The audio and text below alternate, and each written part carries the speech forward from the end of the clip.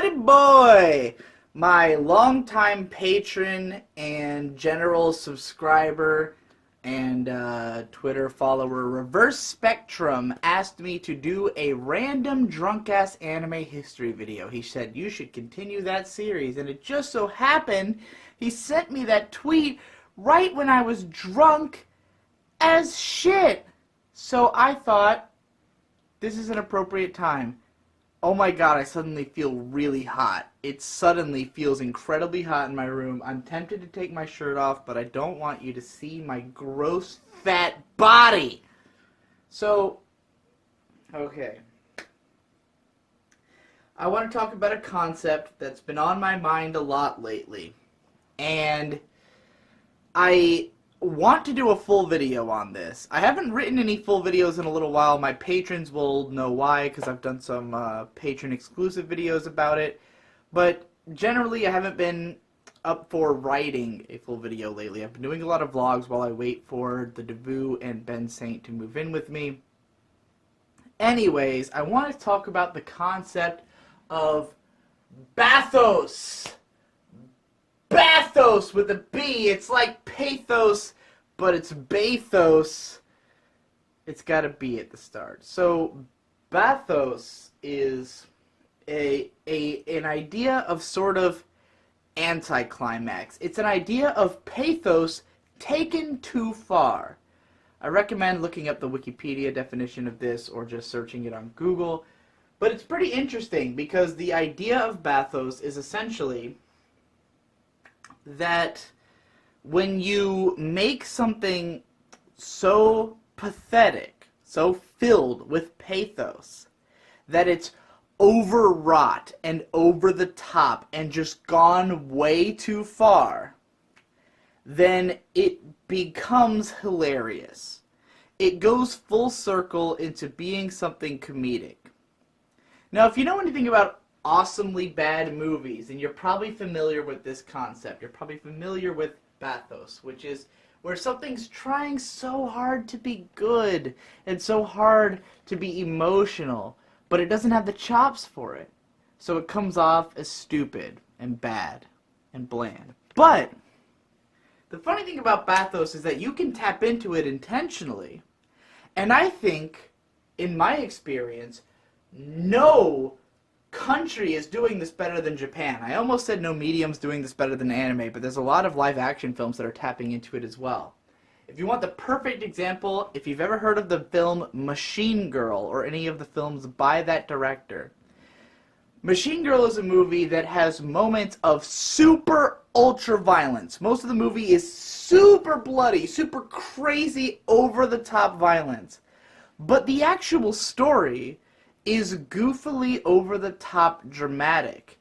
The characters just will go on these like long speeches about how much they care about each other and stuff. It's all about the power of friendship. It's very anime in that regard. But it's doing it all while having tongue in cheek. Like, this is a movie that clearly thinks of itself as a silly, stupid movie. And is clearly going for this weird, over-the-top, ridiculous aesthetic.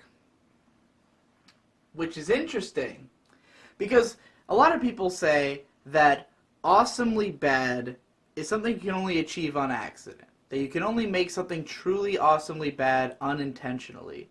And yet, there's a lot of movies like Machine Girl that obviously are playing up awesomely bad and working. A lot of people like that movie. So what's going on?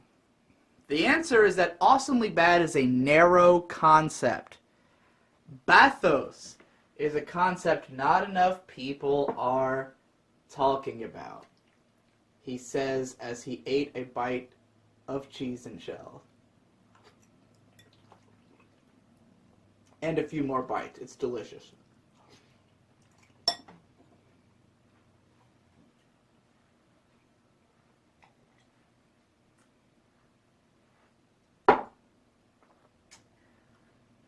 Bathos is fascinating. And I think somehow that the Japanese understand it better than the West at present. Because here we have awesomely bad, and we have deliberately bad. We have all these goofy B movies. We have these movies that are trying to play up how stupid they are. But I think that over here, we really regard those movies as that they should not take themselves seriously at all. That their plots should be, like, fully aware of how stupid they are. They should be really sarcastic. But in Japan, that's not really the case. In Japan, awesomely bad movies like Machine Girl, like the other stuff by that director, they go full hard on sincerity. They go in the opposite direction. They try to be as sincere as possible to the point that it's really hilarious. And I think that this is a common aspect of Japanese cinema. That Japanese sarcasm is often about sincerity. Now, there used to be a saying that sarcasm didn't exist in the Japanese language. People used to say that because Japanese is very literal as a language. But the way that Japanese sincerity and the way that Japanese irony works is to be overly sincere. Japan has a very strong sense of irony. If you've heard me talk about the concept of serious comedy, like Sakamoto here, serious comedy is extremely ironic. The idea of it is to present a serious situation in complete detail and make it feel realistic and then make fun of it. That's about as ironic as it gets. An anime blogger I used to follow called Wild Arms Hero once wrote an article about the band Omokage Lucky Hole, who are known for their incredibly sarcastic lyrics. You might know them for doing the opening theme to... Oh my god, I don't remember the name of the show. It was a Shaft show from the same writer as Mahoromatic. I don't remember the name right now. Good band, though. I like Omokage Lucky Hole. Because their lyrics are incredibly sarcastic. They have songs such as, I left my daughter in my car while I was playing pachinko and she died. That's the name of one of their songs. In the summertime, I should add. Very ironic lyrics. Because the song is about something dark and fucked up and serious, but they're presenting it in a smiling, hilarious way. That's where the irony comes from. That's what Japanese sarcasm's all about. And I think that this is widely misunderstood in the West, and that it has become, especially now, right now, it has become a genre of Japanese fiction that's being totally misunderstood. And the person who's at the forefront of this genre is Mario Kada, the writer, whom is being widely misunderstood and mischaracterized and insulted because people don't get it. Bathos, if you look it up, refers to sudden changes in mood, sudden changes in tone. When a story goes from very dramatic to very comedic in a short span of time. When there's an anticlimax where things seem dramatic but then suddenly they're funny. Normally, in the old days, this would have happened from something being just not good. I described this in my Phantom video just the other day, that show tried to be so dramatic and so real and heavy-handed, but the moments would be so goofy because of the bad presentation that it came across as funny, and I couldn't figure out if that was intentional or not, and I thought it was mostly not. But what if you could do that for real? What if you could purposefully swing those scales to the other side? I think Mario Kada is doing that very deliberately, and I think people aren't understanding it.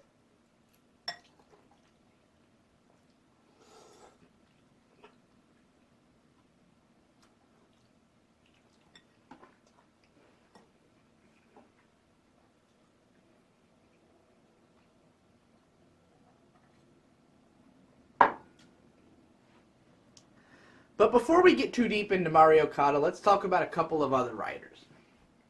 Let's talk about Futakoi Alternative, What I find fascinating about Futsukoi Alternative, which was one of the early shows by Studio B, which was one of the early shows by Studio UFO Table. Why did I say B Train? I don't know. One of the early UFO Table shows before they became the fucking Fate Stay Night Factory and started doing all this shitty digital effects work. By shitty, I mean amazing, but it's not my aesthetic. Futsukoi Alternative was this show that was super bizarre because of the fact that the first episodes were action comedy, highly intense action, highly frenetic comedy, these crazy, like, over-the-top scenes. And then all of a sudden, it gets really dramatic out of nowhere. All of a sudden, it's the most dramatic show in the universe. All of a sudden, characters are crying and bad stuff is happening and it's kind of dark and it's kind of fucked up and it's like, wait a minute, is this the same show? And then at the end, it goes in a totally lighthearted, over-the-top action comedy direction, even more so than at the beginning. It becomes this really romantic story about these characters fighting for their love and stuff like that. It's some pretty weird stuff. And I love it, because no other story would do that. And I think that when we start setting rules for stories, we have fucked up. Look, rules for stories come as a result of us saying, I liked this story. What did it do? It did this, this, this, and this. This is what a lot of my videos are. I take a look at a show, I say, it did this, this, this, and this. That's why it's good. But as soon as we start taking that as, this is how you make something good, it becomes a problem. When people are going around saying, if you want to make a good show, you have to write your characters this way. Your drama has to follow this template. You can't make a good show while following all these weird rules. You fucked up. Because a good story is one that makes you feel something. One that makes you connect with it. And if you connect with it, then it's good. So the question becomes, why is it good? I've seen countless reviews that will say things like, conventionally, this show shouldn't be good, but for some reason I liked it. And these people seem to think that those shows are just exceptions to the rule.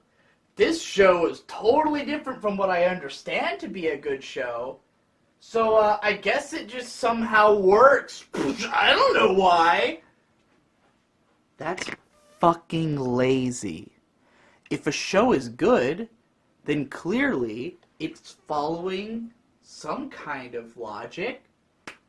If you don't understand that logic, figure it out! If you can't figure it out, you're not doing your fucking job. So what's going on? Why is Futsukoi Alternative entertaining, even though it totally breaks all of the logic of what good pacing is in a series?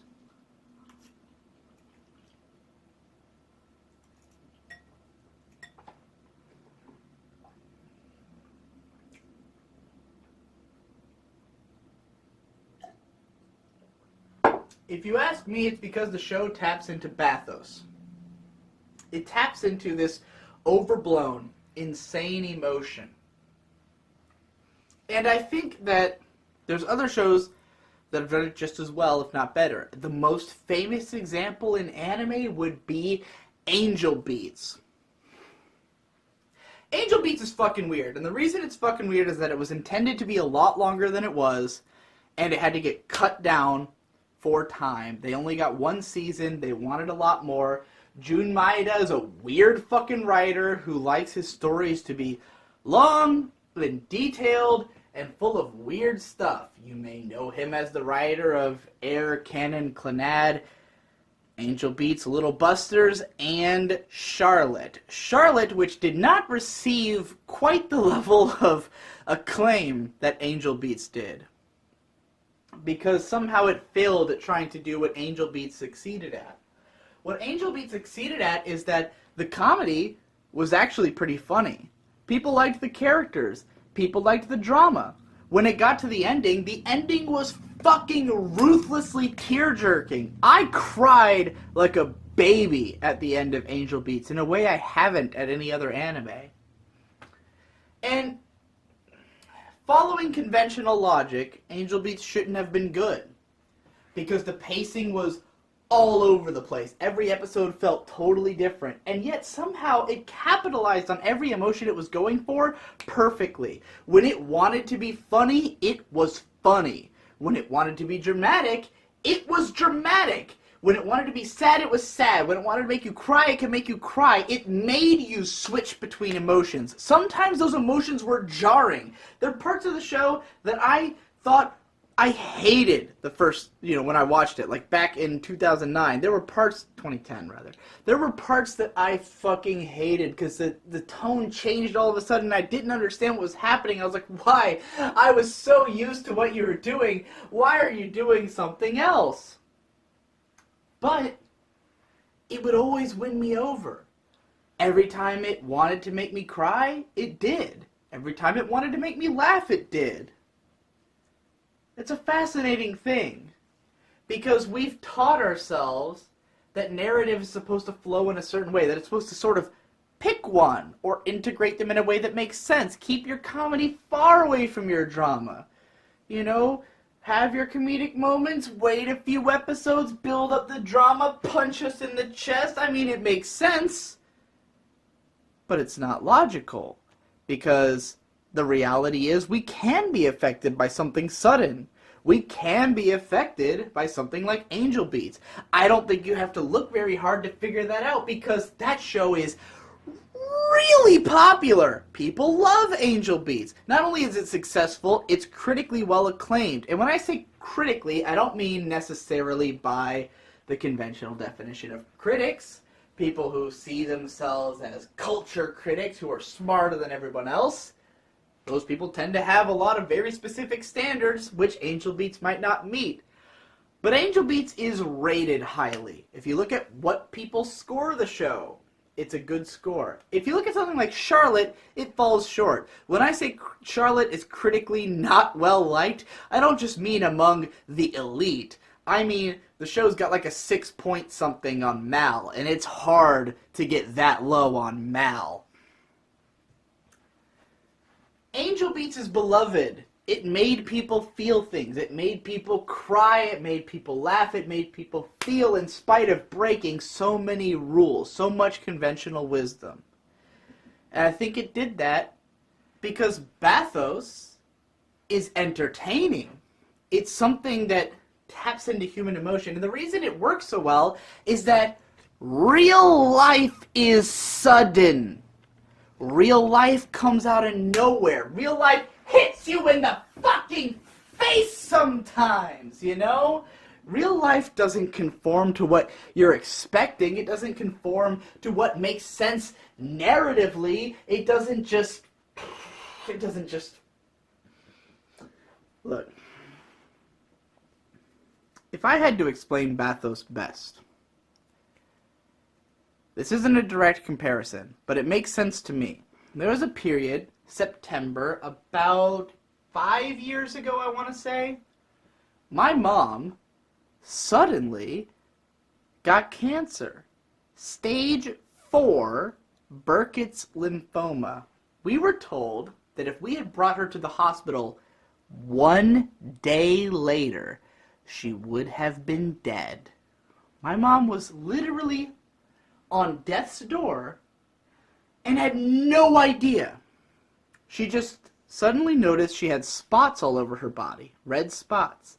And then she was in her room, and she suddenly collapsed and passed out. She contacted my dad.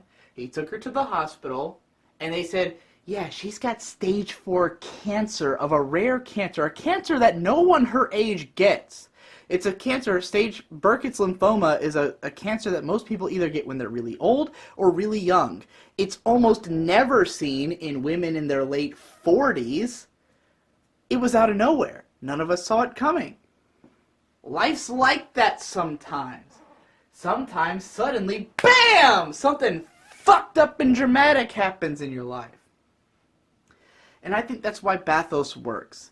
I think that's why that kind of shocking, out of nowhere, weird feeling can work. Sometimes weird is exactly what life is. Sometimes off-putting. Sometimes not making any sense. Sometimes it's just like, did that really just happen? If you looked at my life as a narrative, if you looked at my mom's life as a narrative, if you looked at it like, here's where it's going along good, the cancer would be like, whoa, different direction, you know? She didn't see it coming. It had nothing to do with her narrative arc up to that point. Had nothing to do with what I was going through or my family was going through. None of us saw that coming. We all had our own plans. We all had our own things going on. And yet, out of nowhere, psh, cancer.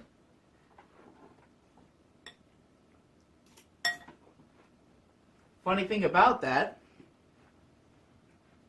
my mom was in the hospital for a good 6 weeks, transferred to another hospital for a while. I started driving her to meetings. She went through chemo, went bald, hair grew back blonde for some reason, and she survived. And now it's gone. The cancer's all gone. It's not something we think about anymore.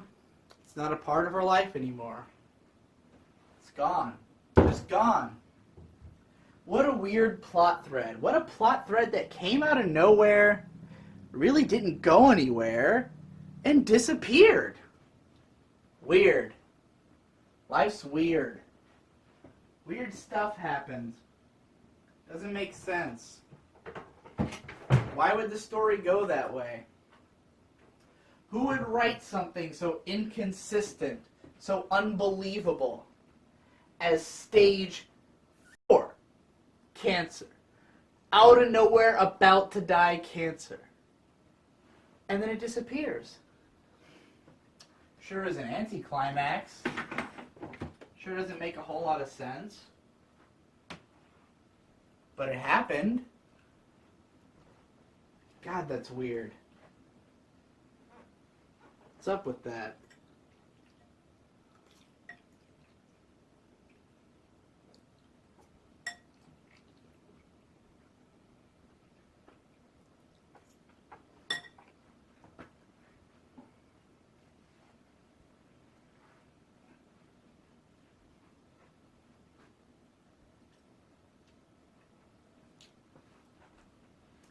Bathos intrigues me because Bathos is real. It's intense. It's funny, but it's sad. It hits you all at once in every emotion. When you watch Angel Beats, the moments where you laugh are as real as the moments as when you cry. When you watch Myoiga, a show that was maligned by so many people because the narrative doesn't make any sense. But the point of that show was to ridicule how stupid it was. It was a parody. It was a show about how life is fucking dumb. How all these characters legitimately thought their lives were in danger and they weren't at all. It was all just bullshit. The whole show, the whole plot was bullshit. None of it mattered. Everyone thought they were being chased through the woods by evil monsters, and it was really just their personal demons. And you could kind of figure that out from early on, because they're all a bunch of crazy people. She wrote Kisniver. Kisniver is a show that is as pathetic as possible. These characters who feel everything so strongly. Everything is such a big deal to these characters. Everything is so dramatic, overwrought. They're all just screaming and feeling and falling in love and being so into it, but the show ridicules them for it. It's like, look at these fucking idiot teenagers. Look at this dumb shit that teenagers go through. They think their emotions matter so much. Luluco was a commentary on this. This middle schooler thinks that her first love is so important. It's laughable. And yet, it is important. to her, she feels it so strongly. And the show lets us understand that. It presents her feelings in such a grandiose, epic way that we can't help feeling what she feels, even though we know it doesn't matter. We know that the first love of a middle schooler is inconsequential, and yet it's presented in a way we understand. So we're like, yeah, of course. If your love could shake the universe, what could be more important? Even though it's not important. Human life is not important. The universe doesn't care about us. We live in a nihilistic nightmare.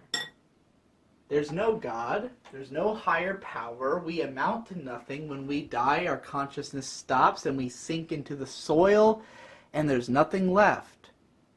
So why not feel what we feel as strongly as we can? Why not go all out with our emotions and passions? Why not just feel everything? The comedy, the sadness, everything. Let's feel it as strongly as we can. In the moment to moment. When something funny happens, let's laugh really hard. When something sad happens, let's cry and cry our eyes out. That's what Bathos is. That's the appeal of it. And I think the writers who can do it well understand it. I think they understand that life is chaotic and strange. And it doesn't always make sense. It doesn't always follow a logical through line. Sometimes it changes on a dime. It just suddenly switches and we can't predict it. It doesn't make sense as a satisfying narrative. It's not something with a beginning, middle, and end that all flow into each other. It just takes these veers and turns and goes in all these different directions that we're not ready for. It's not satisfying, but it's real. It's not like normal stories. And I think that's why it's so hard for people to get into. People hate these shows. People who can't get into these shows violently oppose them because they go against everything we want out of narrative. We want it to be satisfying. We want it to flow and to make sense. But life is never like that. Real life is not the Joker making his Xanatos gambit, saying like, I set this up, like Joker and Batman making these plotting schemes. Each one has their idea of what the other's going to do, and it's all premeditated, and when every single thing happens, it flows in a natural order. I predicted you were going to do this, and I set this up, and this happened. That's satisfying narratively, but it's not realistic. Real life is unpredictable and weird. Real life is you wake up thinking you're going to do this and you end up doing that and you go to bed having accomplished none of what you originally intended. And I think that's where Bathos comes from. And personally, I really love it. And I think it's the most maligned genre of fiction out there.